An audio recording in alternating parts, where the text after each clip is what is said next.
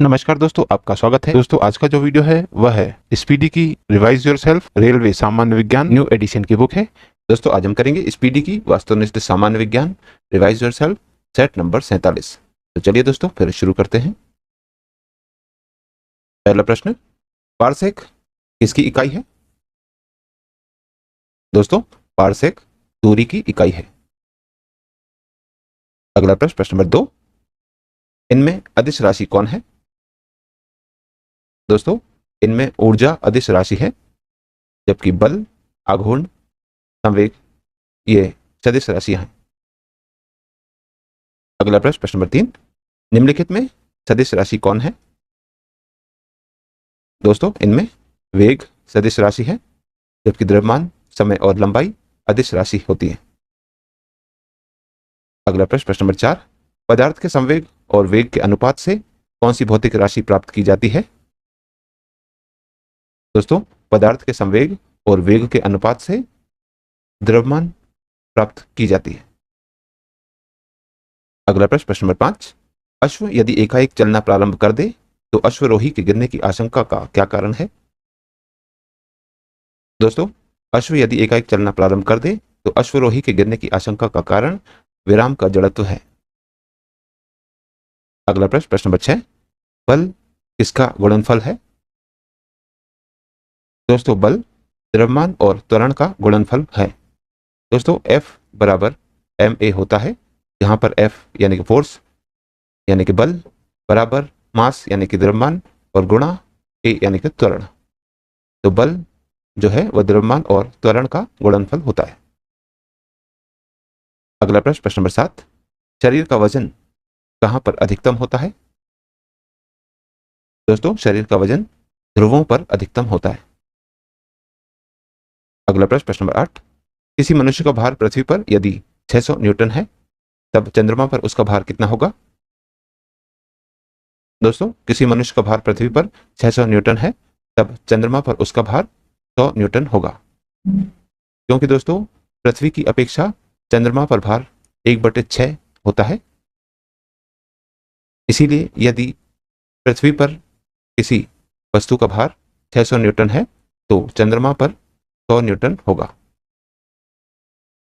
अगला प्रश्न, प्रश्न नंबर 9, एक अंतरिक्ष यात्री पृथ्वी तल की तुलना में चंद्र तल पर अधिक ऊंची छलांग लगा सकता है, क्यों? दोस्तों, एक अंतरिक्ष यात्री पृथ्वी तल की तुलना में चंद्र तल पर अधिक ऊंची छलांग लगा सकता है, क्योंकि चंद्र तल पर गुरुत्वाकर्षण बल पृथ्वी तल की तुलना में कम होता है। अगला प्रश्न, प्रश्न नंबर 10, जड़त्व आघूर्ण व कोणीय त्वरण का गुणनफल क्या होता है? दोस्तों, जड़त्व आघूर्ण व कोणीय त्वरण का गुणनफल टॉर्क के बराबर होता है।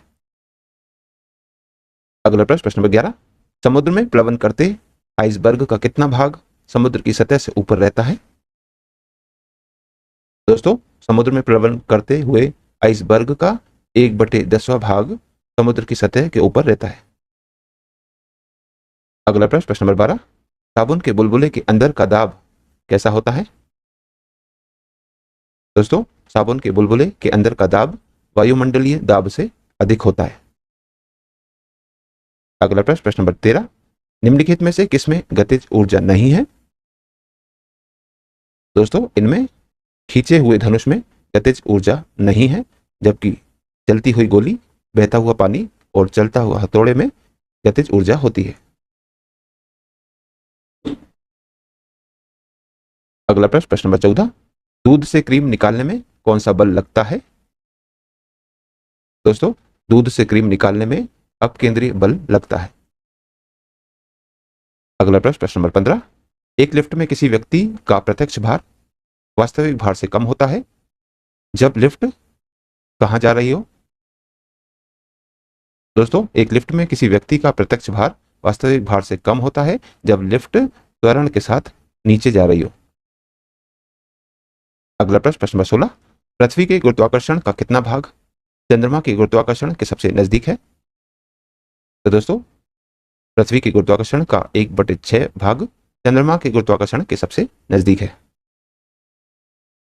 अगला प्रश्न, प्रश्न नंबर 17, लोलक की काल अवधि किस पर निर्भर करती है?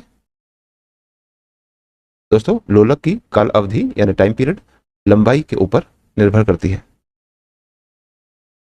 अगला प्रश्न, प्रश्न नंबर 18, पार्श्व विकृति तथा अनुदैर्ध्य विकृति के अनुपात को क्या कहते हैं? दोस्तों पार्श्व विकृति तथा अनुदैर्ध्य विकृति के अनुपात को पोआसो अनुपात कहते हैं। अगला प्रश्न, प्रश्न नंबर 19, तेल दीप की बत्ती में तेल किस कारण से ऊपर उठता है? दोस्तों तेल दीप की बत्ती में तेल केशिका क्रिया के कारण ऊपर उठता है। अगला प्रश्न, प्रश्न नंबर 20, महान वैज्ञानिक आर्किमिडीज किससे संबंधित है? दोस्तों महान वैज्ञानिक आर्किमिडीज ग्रीस से संबंधित है। अगला प्रश्न, प्रश्न नंबर 21, अवश्रव्य तरंगों की आवृत्ति कितनी होती है? दोस्तों अवश्रव्य तरंगों की आवृत्ति 20 हर्ट्ज से कम होती है।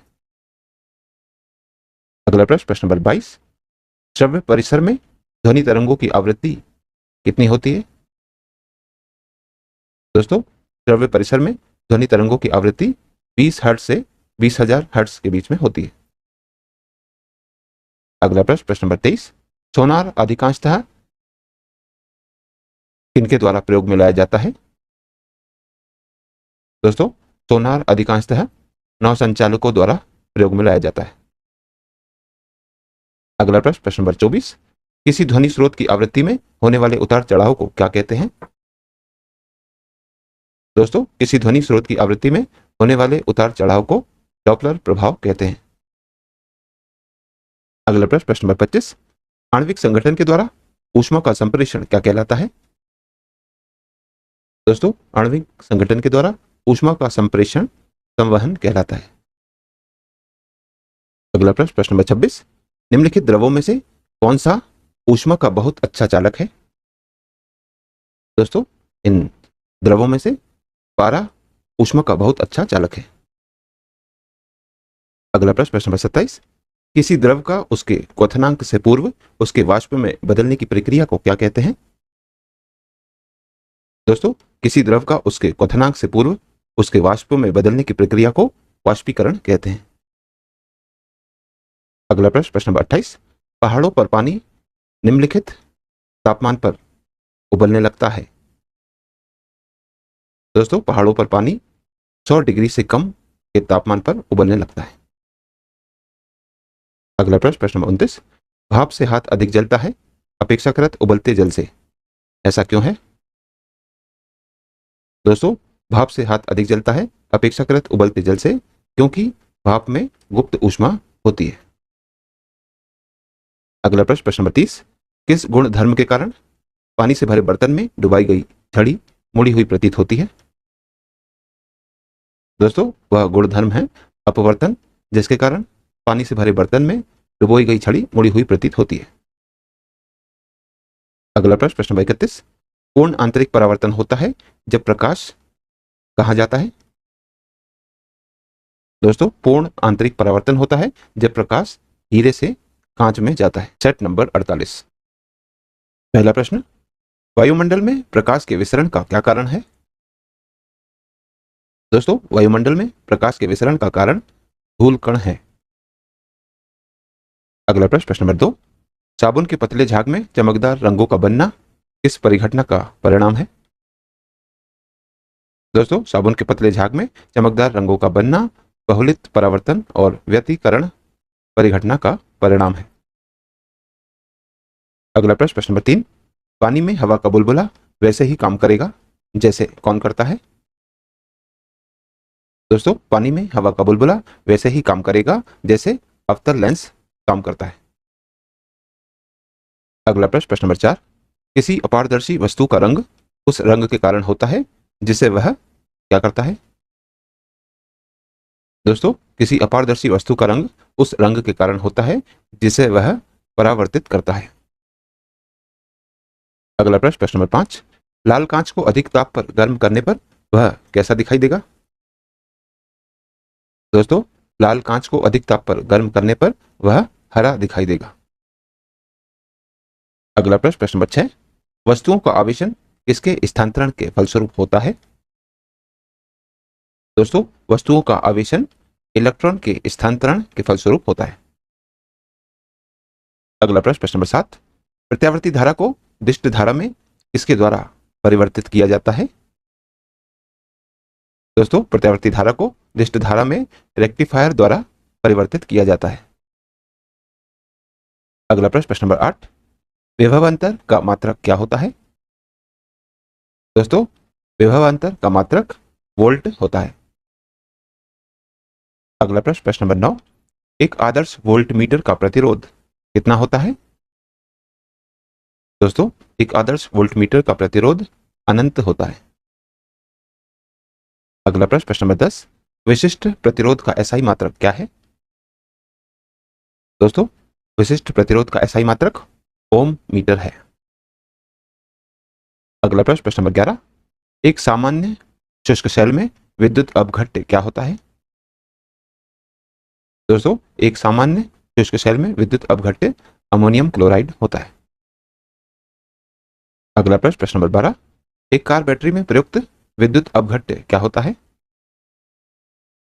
दोस्तों, एक कार बैटरी में प्रयुक्त विद्युत अपघट्य सल्फ्यूरिक अम्ल होता है। अगला प्रश्न नंबर 13, शुष्क शेल क्या है? दोस्तों, शुष्क शेल एक प्राथमिक सेल है। अगला प्रश्न नंबर 14, लोहे के ऊपर जिंक की परत चढ़ाने को क्या कहते हैं? दोस्तों, लोहे के ऊपर जिंक की परत चढ़ाने को गैल्वेनाइजेशन कहते हैं। अगला प्रश्न नंबर 15, विद्युत हीटर का एलिमेंट निम्न में से किस धातु का बना होता है?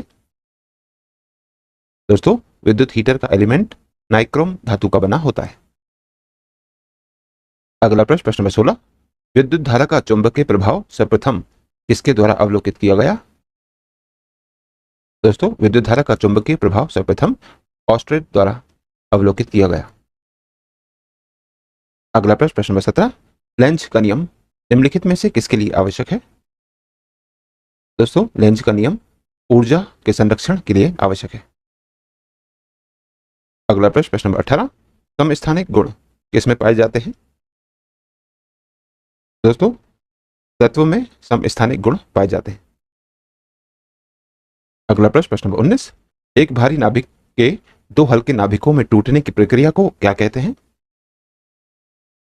दोस्तों, एक भारी नाभिक को दो हल्के नाभिकों में टूटने की प्रक्रिया को नाभिकीय विखंडन कहते हैं।